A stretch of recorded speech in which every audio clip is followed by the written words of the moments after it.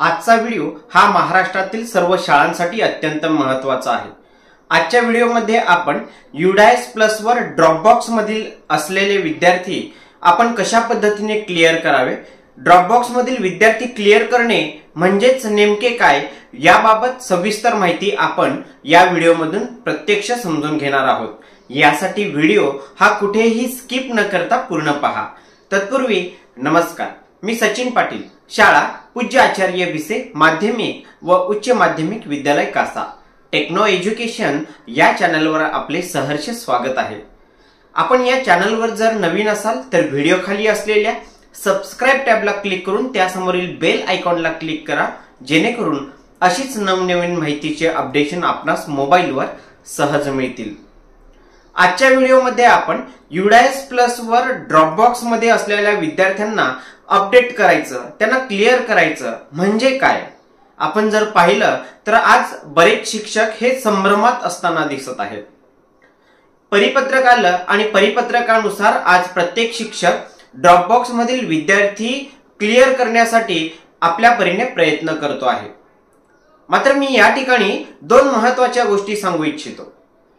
Dropbox मध्ये असणाऱ्या विद्यार्थ्यांना क्लिअर करणं म्हणजे ड्रॉपबॉक्स मध्ये एकही विद्यार्थी दिसता कामा नये, आणि यासाठी आपल्याला आपल्या शाळेतल्या ड्रॉपबॉक्स मधील जो विद्यार्थी आहे हा ड्रॉपबॉक्स मध्ये असल्याने तो विद्यार्थी आता कुठल्या शाळेमध्ये गेलाय, त्याची पुढची शैक्षणिक स्थिती काय आहे हे आपण प्रथमतः समजून घ्यायचं आहे। आणि त्या ज्या शाळेमध्ये त्यांनी प्रवेश घेतला असेल त्या शाळेला कॉल करून अथवा मेसेज देऊन आपल्याला रिक्वेस्ट करायची आहे की आमच्या शाळेच्या ड्रॉपबॉक्स मधून तुमच्या शाळेमध्ये आलेल्या त्या विद्यार्थ्याला इम्पोर्ट करून घ्या। म्हणजे समोरच्या शाळेने त्या विद्यार्थ्याला इम्पोर्ट केलं की ऑटोमॅटिक आपल्या ड्रॉपबॉक्स मधून तो विद्यार्थी क्लिअर होणार। मात्र असे काही विद्यार्थी आहेत का आपण त्याची परिस्थिती जाणून घेतल्यानंतर, त्याची शैक्षणिक परिस्थिती समजून घेतली तर त्या विद्यार्थ्याने कुठे प्रवेश घेतला किंवा काय आहे त्याची शैक्षणिक स्थिती हे आपल्याला माहित नाही। मग अशा वेळेस तो विद्यार्थी आपल्या ड्रॉपबॉक्स मध्येच पडून असतो। आणि यासाठीच UDIS प्लस वर लिस्ट ऑफ ऑल स्टुडंट हा ऑप्शन जर आपण पाहिला, त्याच्यावर जर क्लिक केलं तर आपल्याला तीन ऑप्शन दिलेले आहेत। पहिला आहे ऍक्टिव्ह स्टुडंट, दुसरा आहे ड्रॉपबॉक्स स्टुडंट आणि तिसरा आहे इनएक्टिव्ह स्टुडंट। मग या ठिकाणी जाऊन आपल्याला विद्यार्थ्याला ड्रॉपबॉक्स मध्ये जे विद्यार्थी आहेत हे आता आपल्याला अपडेट करायचं आहे। बघा, मागच्या जे काही UDIS वर आपण काम केलं असेल तर मागच्या प्रमाणे आपण फक्त विद्यार्थी शाळा सोडून गेला असेल, काही कारणास्तव सतत गैरहजर असेल तर मार्क ड्रॉप आउट करत होतो, त्यानंतर विद्यार्थी डुप्लिकेट असेल किंवा XYZ कारणामुळे आपण त्याला इनएक्टिव्ह करत होतो, पण त्या विद्यार्थ्याचं स्पेसिफिक रिझन जे आहे हे त्या ठिकाणी आपल्याला देता येत नव्हतं आतापर्यंत। मात्र नवीन अपडेटनुसार UDIS प्लस मध्ये ड्रॉपबॉक्स मध्ये असलेल्या त्या प्रत्येक विद्यार्थ्याचं आता आपल्याला स्पेसिफिक रिझन देऊन त्या ठिकाणी अपडेट करून घ्यायचं आहे। मग या ठिकाणी ऍक्टिव्ह स्टुडंट, ड्रॉपबॉक्स स्टुडंट जे आहेत आणि ड्रॉपबॉक्स मध्ये जे काही विद्यार्थी आहेत आणि इनएक्टिव्ह स्टुडंट या टॅबचा अर्थ काय आणि ड्रॉपबॉक्स मध्ये जाऊन आपल्याला एक्झॅक्टली काय काम करायचं आहे हे आपण आता पुढील प्रमाणे प्रॅक्टिकली पाहणार आहोत। आणि सगळ्यात महत्त्वाचं म्हणजे पहिलं जे सांगितलं ते की त्या विद्यार्थ्याची शैक्षणिक स्थिती जाणून त्या समोरच्या शाळेला रिक्वेस्ट करणे आणि इम्पोर्ट करण्यासाठी सांगणे, आणि दुसरं म्हणजे जर असे विद्यार्थी तिथेच पडून असतील आपल्या UDIS प्लसच्या ड्रॉपबॉक्सला तर अशा विद्यार्थ्यांचं स्पेसिफिक रिझन आपल्याला या नवीन टॅब मध्ये देऊन त्या विद्यार्थ्याला अपडेट करून घेण्याचं काम हे सध्या आपल्याला करायचं आहे। चला तर काही या सगळ्या गोष्टी आहेत या प्रॅक्टिकली आपण आता पुढील प्रमाणे समजून घेऊया। आपण आपल्या लॅपटॉप अथवा मोबाईलवर क्रोम ब्राउझर ओपन करून UDIS प्लस सर्च करा। सर्च केल्यानंतर बघा आपल्याला स्टुडंट मॉड्यूल मध्ये काम करायचं आहे, म्हणून UDIS प्लस स्टुडंट मॉड्यूल या टॅबला क्लिक केल्यानंतर आपल्या समोर याप्रमाणे डॅशबोर्ड येईल। या ठिकाणी स्टेट जे आहे हे स्टेट सिलेक्ट करून गो या टॅबवर क्लिक करूया। या ठिकाणी आपला युजर ID, पासवर्ड आणि पासवर्ड टाकून या ठिकाणी दिलेला कॅप्चा या ठिकाणी एंटर करा आणि लॉग इन करून घ्या। लॉग इन झाल्यानंतर समोर शैक्षणिक वर्ष 2023-24 या टॅबवर क्लिक करायचं आहे। पॉपअप विंडो ओपन होईल, या ठिकाणी क्लोज करा।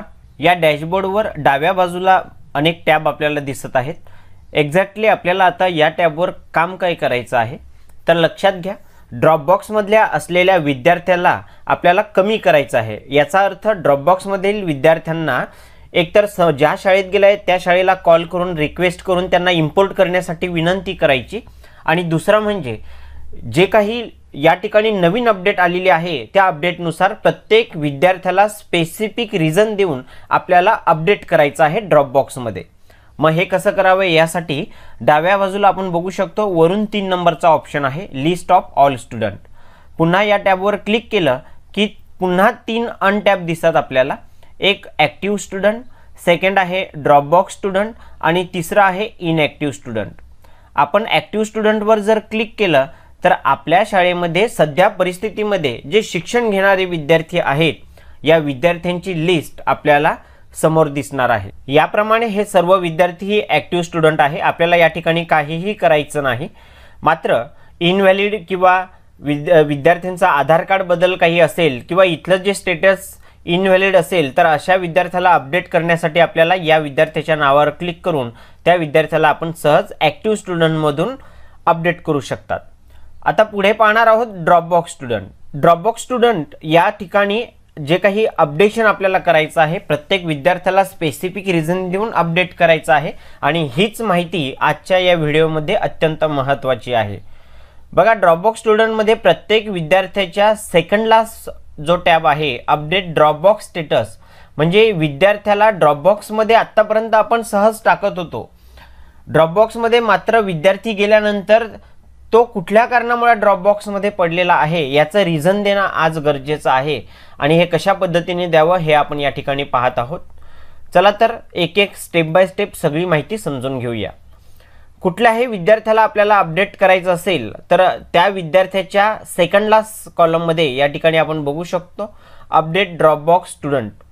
या टॅबमध्ये do you want to change the Dropbox status अशा पद्धतीने पहिला हा एक टॅब दिसतो.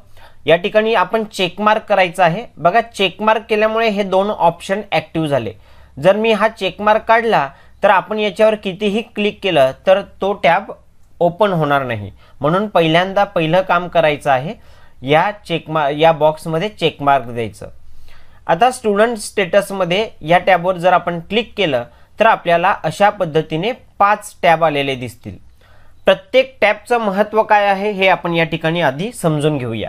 म्हणजे तुम्ही ड्रॉपबॉक्समध्ये असलेल्या विद्यार्थ्याला कुठलं रिझन या ठिकाणी द्यायचं आहे हे जर आपण समजून घेतलं तरच आपल्याला त्या ठिकाणी व्यवस्थित रिझन देता येऊ शकते, अन्यथा आपण त्या ठिकाणी कन्फ्यूज व्हाल. म्हणून कुठलाही विद्यार्थी असेल तर त्या विद्यार्थ्याच्या नावासमोर पहिल्यांदा या ठिकाणी चेकमार्क करा, हे ॲक्टिव्ह होतील. आता स्टुडंट स्टेटसमध्ये पहिला आहे ऑप्शन मार्क इनॲक्टिव्ह.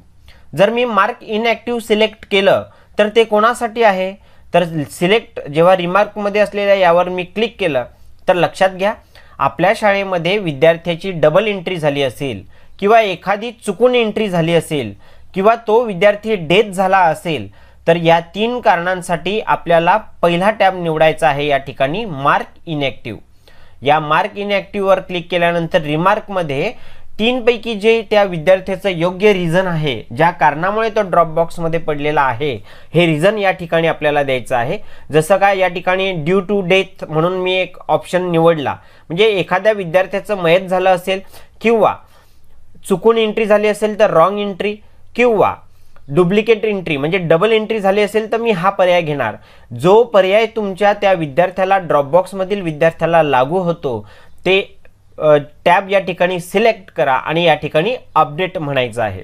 बघा, अपडेटवर क्लिक केल्यानंतर आपल्या स्क्रीनवर अपडेटेड सक्सेसफुली नावाचा मेसेज येईल, आणि जेव्हा मार्क इनॲक्टिव्हवर क्लिक केल्यानंतर आपण हे 3 पैकी केव्हाही कुठलाही ऑप्शन निवडणार तर अशा वेळेस या ड्रॉपबॉक्समधून तो विद्यार्थी या ठिकाणी बघू शकतो इनॲक्टिव्ह स्टुडंट, या इनॲक्टिव्ह स्टुडंटमध्ये तो विद्यार्थी निघून जाणार आहे. म्हणजे या ड्रॉपबॉक्समध्ये असलेला तो विद्यार्थी आपला कमी होणार आहे.